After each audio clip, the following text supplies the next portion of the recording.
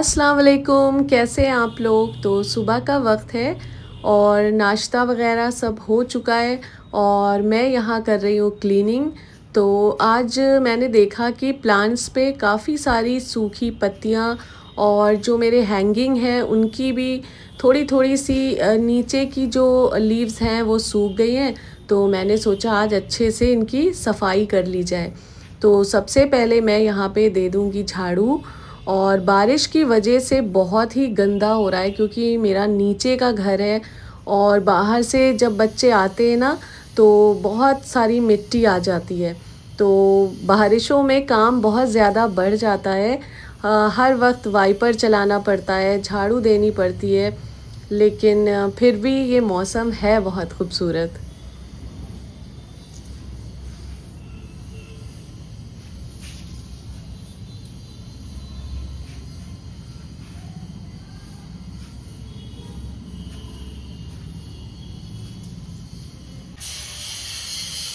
तो इस प्लांट की जो लीव्स हैं वो काफ़ी येलो येलो सी हो गई थी, तो मैं उनको रिमूव कर रही हूँ।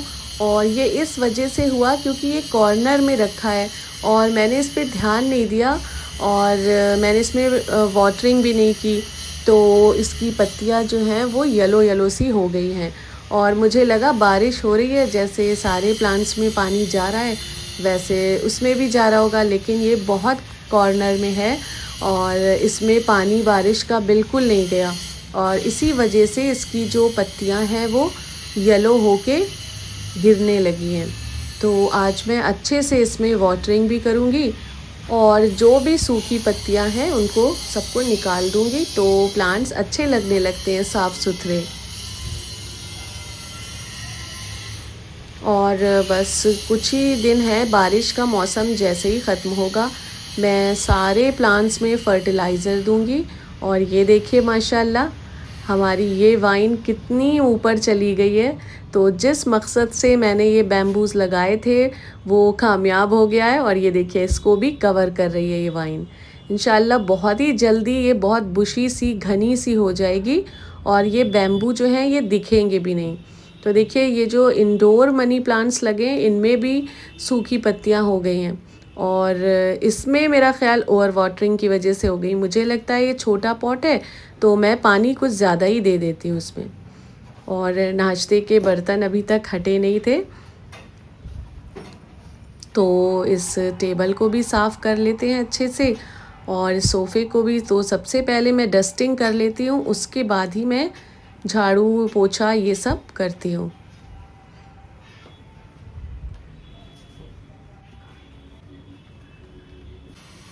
और ये देखिए कितने सारे कपड़े इकट्ठा हो गए हैं और बारिश की वजह से बिल्कुल कपड़े नहीं सूखते हैं, तो थोड़े थोड़े करके किसी तरह मैं सुखाती हूँ। और आज बहुत सारे जमा हो गए, इन सबको फ़ोल्ड करके रखना है और फिर जब जो पहनेगा वो प्रेस कर लेता है। तो हमारे वहाँ खैर ये दिक्कत नहीं है कि मुझे ही सबके कपड़ों पे प्रेस करनी है।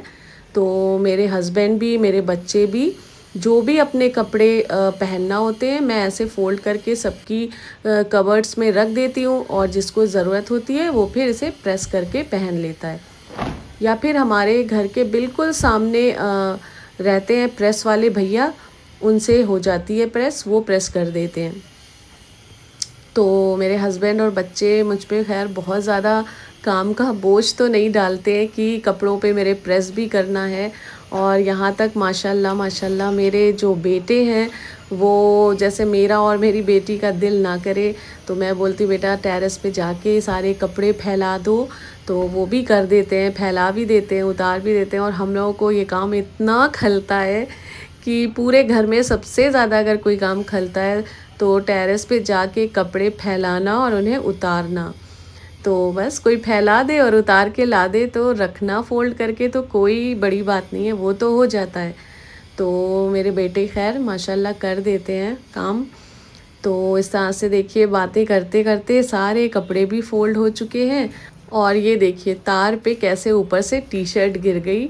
तो बारिश के साथ साथ हवाएं भी बहुत तेज़ चलती है ना, तो इसकी वजह से जो टेरेस पे अगर क्लिप नहीं लगाया बच्चों ने किसी भी कपड़े में तो उसका यही हशर होता है। और ये देखिए बारिश स्टार्ट हो गई है।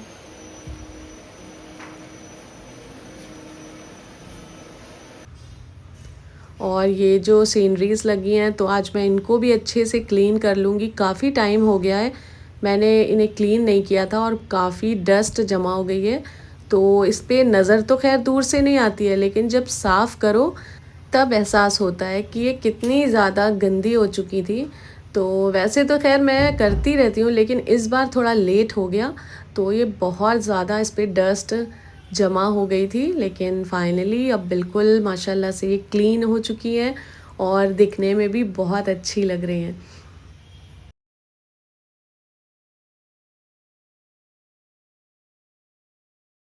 और मैं आ चुकी हूँ टेरेस पे। बहुत ज़्यादा काले-काले बादल आ गए हैं, तो मैंने सोचा देखते हैं छत पे चल के क्या हाल है हमारे प्लांट्स के, जो अल्लाह की तरफ से कुदरती उग आए हैं। और किसी मेरे सब्सक्राइबर ने बताया था कि ये शायद लौकी की वाइन हो सकती है, उसमें भी वाइट कलर के फ्लावर्स निकलते हैं। लेकिन ये जो छोटे-छोटे से हैं, इनका मुझे समझ ही में नहीं आ रहा कि ये क्या चीज़ है। कहीं ऐसा तो नहीं ये ग्रेप्स हैं? आप लोग बताइएगा अगर आप लोगों को मालूम हो कि ये क्या चीज़ निकल आई है।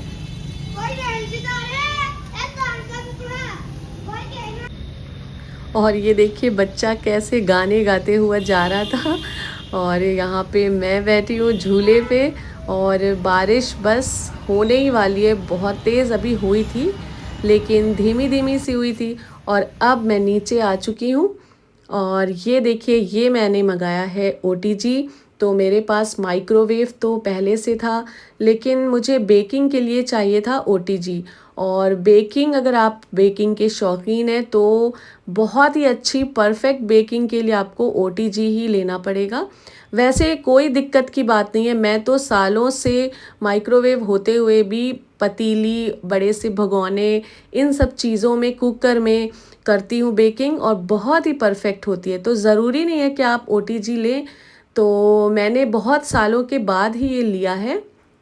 तो कोई दिक्कत की बात नहीं है, अगर आप ओटीजी नहीं लेना चाहते हैं तो आपका कढ़ाई में बहुत ही परफेक्ट इंशाल्लाह केक बन के तैयार होगा। मेरे चैनल पर बहुत सारी रेसिपीज़ होंगी भी और मैं आगे अपलोड भी करूँगी। और ये मैंने आईबेल ब्रांड का ओटीजी लिया है जिसकी कैपेसिटी 25 लीटर है, जो मेरी फैमिली के लिए माशाल्लाह से इनफ है। तो मुझे वैसे लेना तो 30 लीटर था, लेकिन फिर वो अवेलेबल नहीं था तो मैंने सोचा चलो यही ले लेती हूँ। और ये आया है तो साइज़ मुझे बहुत ही अच्छा लगा। तो अगर 4-5 लोग हैं आपकी फैमिली में तो आप लोग इसे ले सकते हैं। 25 लीटर कैपेसिटी का ये ओटीजी है और बहुत ही क्यूट है। ब्लैक कलर का मैंने मंगवाया है और अमेज़न से लिया है मैंने ये। तो ये देखिए ये कुछ इस तरह का है। तो अभी मैं अच्छे से इसे ओपन करती हूँ, फिर आप लोगों को दिखाती हूँ।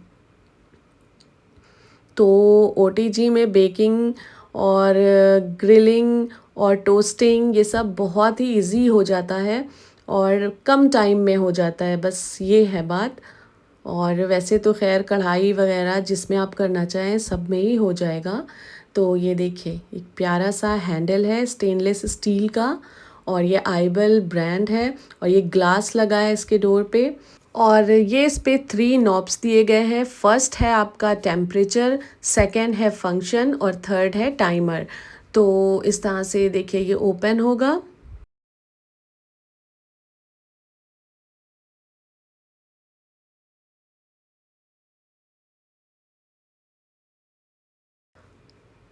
और इसके साथ वारंटी कार्ड भी मिला है जो कि है 1 ईयर वारंटीज़ की। तो काफ़ी अच्छा लगा मुझे ये।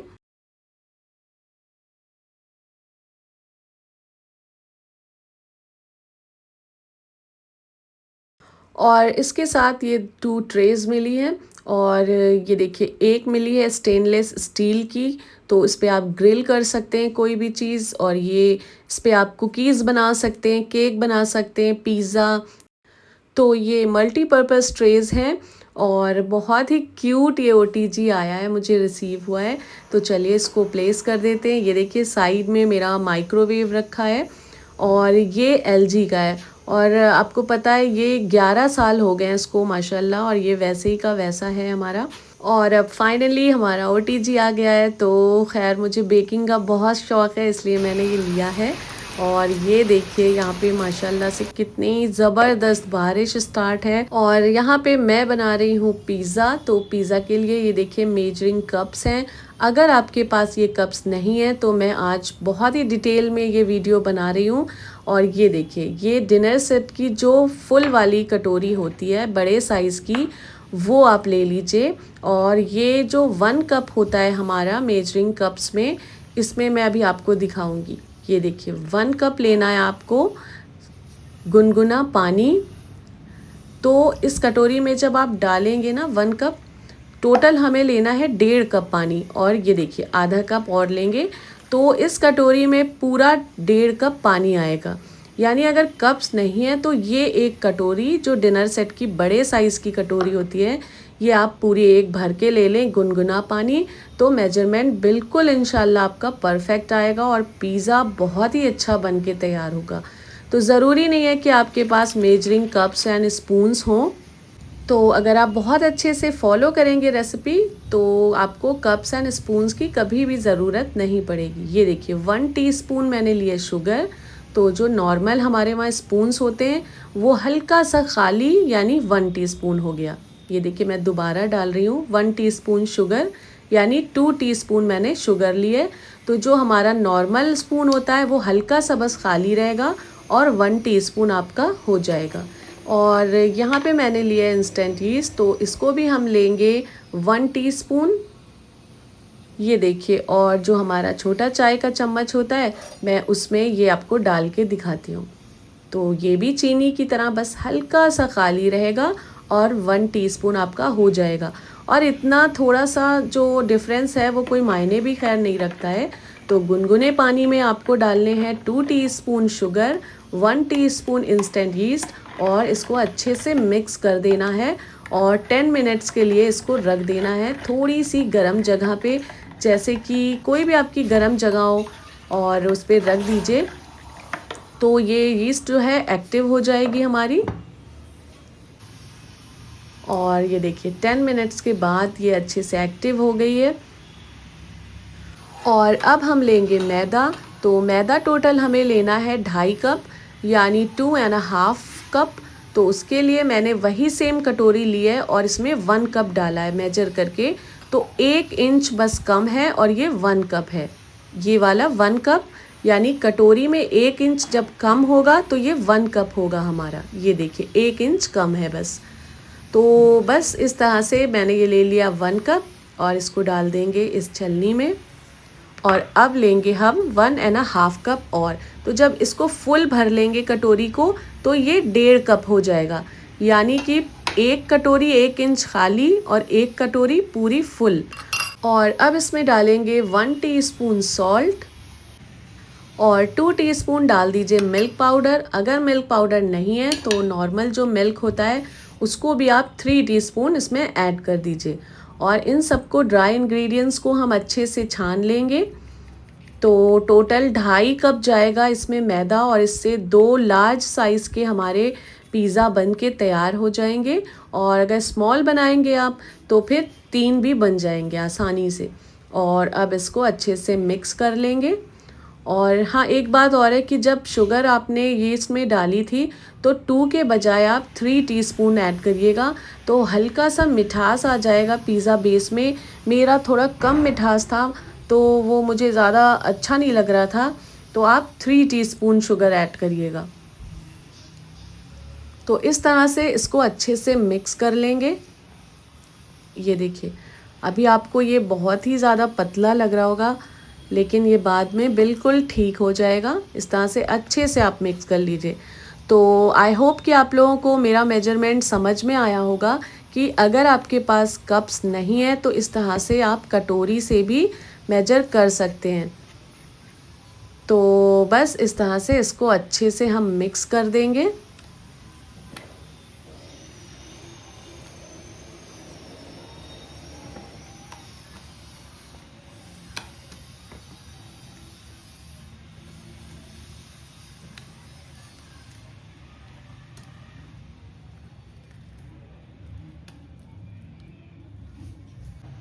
एंड आफ्टर 15 मिनट्स ये देखिए डो हमारा काफ़ी राइस हो चुका है।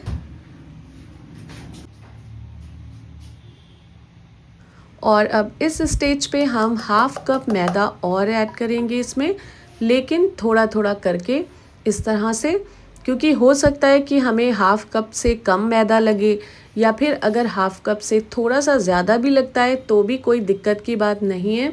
और इस तरह से थोड़ा थोड़ा मैदा डाल के हम इसे मिक्स करेंगे और ये हमारा एक अच्छा सा डो बनके तैयार हो जाएगा।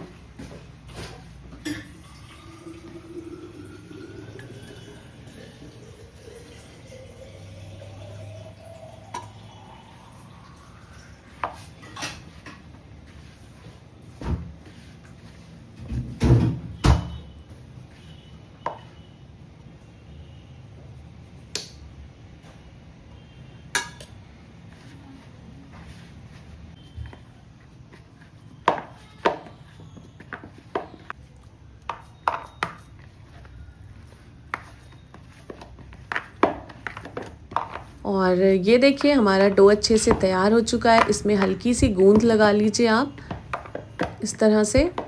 और अब इसे हम 1 घंटे के लिए फर्मेंटेशन के लिए रख देंगे किसी गर्म जगह पे।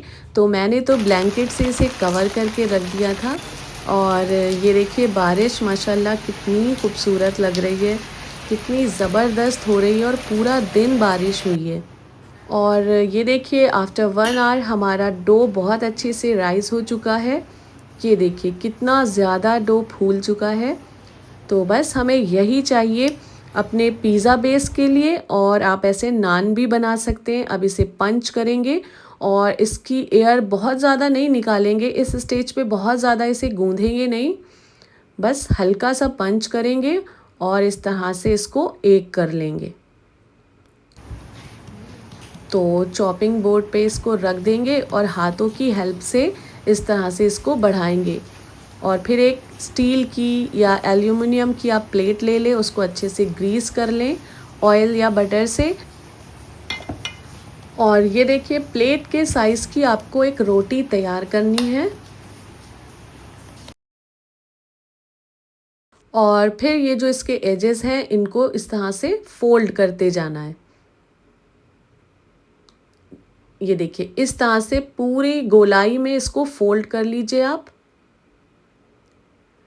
तो कितना इजी है ना घर में पिज़्ज़ा बनाना। और अगर आपके पास यीस्ट नहीं है तो उसके जगह पे आप दही ले सकते हैं। बशर्ते दही थोड़ा सा खट्टा होना चाहिए, तब भी आपका पिज़्ज़ा अच्छा सा बन के तैयार हो जाएगा। तो ज़रूरी नहीं है कि यीस्ट हो तभी आप अपना पिज़्ज़ा बना सकते हैं, दही का यूज़ भी कर सकते हैं। तो ये देखिए ये हमारा तैयार हो गया है। अब लेंगे फोक और उससे इस तरह से निशान लगा देंगे। इससे क्या होता है पिज़्ज़ा का जो ये बेस है ये फूलेगा नहीं बहुत ज़्यादा, कि जैसे हमारी फुलका रोटी नहीं फूल जाती है, अगर हम ये प्रोसेस नहीं करेंगे तो ये इस तरह से फूल जाएगा। और जब हम इस तरह से इसमें होल्स कर देंगे तो ये प्रोसेस रुक जाएगा फूलने वाला और हमारा पिज़्ज़ा बेस बहुत अच्छे से बन के तैयार होगा।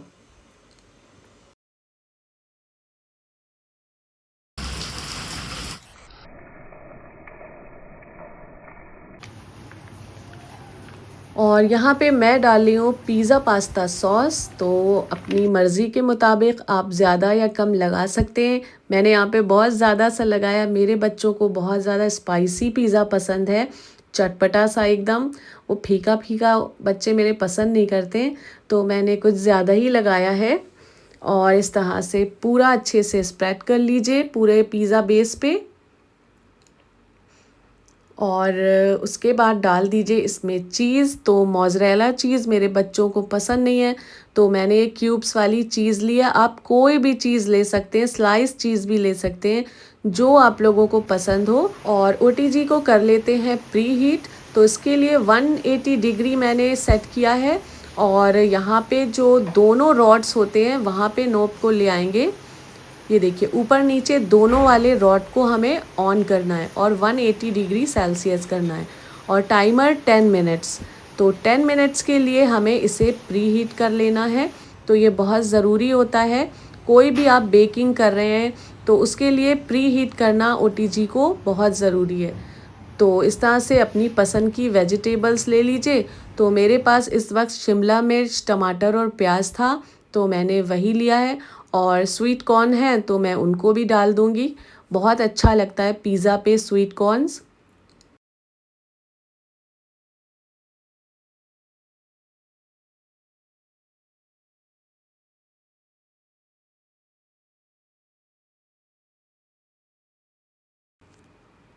और ये देखिए अच्छे से हमारा पिज़्ज़ा बन के तैयार हो चुका है, लेकिन अभी ये पूरा अनकम्प्लीट है।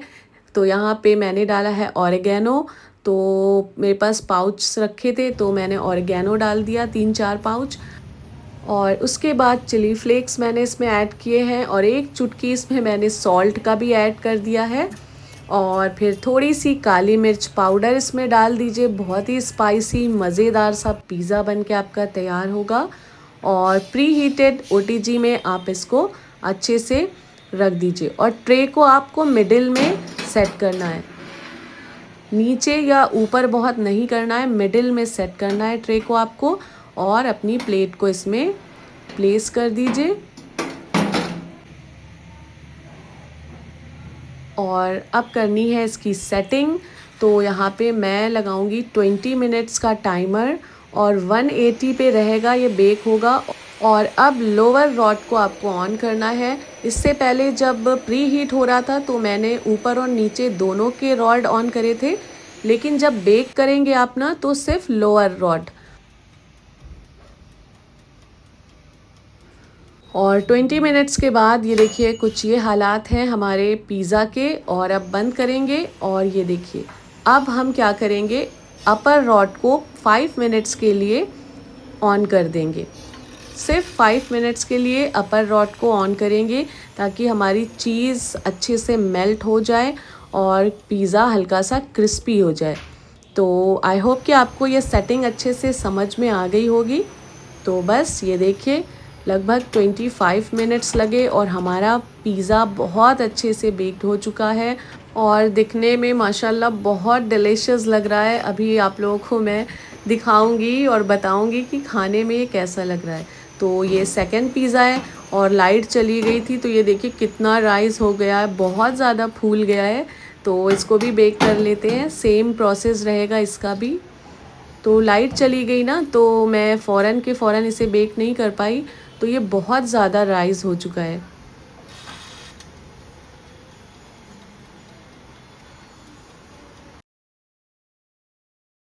और बच्चों से तो बिल्कुल सब्र ही नहीं हो रहा था। बोल रहा था मेरा बड़ा बेटा कि मम्मा ये तो किसी रेस्टोरेंट से भी अच्छा दिख रहा है, अब खा के बताता हूँ कि कैसा है ये आपका पिज़्ज़ा। तो वाक़ई दिखने में बहुत ही यम्मी लग रहा है।